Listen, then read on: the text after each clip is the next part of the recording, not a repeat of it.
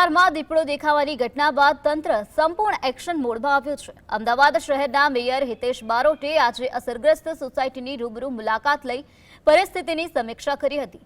મેયરે પત્રકારોને જણાવ્યું હતું કે સોસાયટીના રહીશો દ્વારા વહેલી સવારે 2:45 દીપડો દેખાયો હોવાનો તંત્રને કોલ કરવામાં આવ્યો હતો। કોલ મળતાની સાથે જ કાંકરિયા પ્રાણી સંગ્રહાલય અને વન વિભાગની ટીમો તાત્કાલિક ઘટના સ્થળે દોડી ગઈ હતી। હાલ વન વિભાગની કડક દેખરેખ હેઠળ સમગ્ર વિસ્તારમાં દીપડાને પકડવા માટે સઘન સર્ચ ઓપરેશન ચલાવવામાં આવી રહ્યું છે। વન વિભાગ દ્વારા સોસાયટીના તમામ રહીશોને સુરક્ષાના ભાગરૂપે અત્યારે એકલા બહાર ન નીકળવા માટે ખાસ સૂચના આપવામાં આવી છે।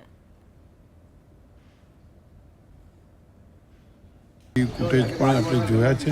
સીસીટીવી ફૂટેજની અંદર 2 બંગલાની આજુબાજુમાં દેખાવેલો છે અને સીસીટીવીના ફૂટેજના આધારે આપણે જોયું અને ત્યાં કોમન દિવાલ છે, કોમન પ્લોટ છે, કોમન પ્લોટની દિવાલ ઉપર પણ એના પગલાં દેખાય છે, ત્યાંથી આગળ ગયો હોય એ પણ દેખાય છે।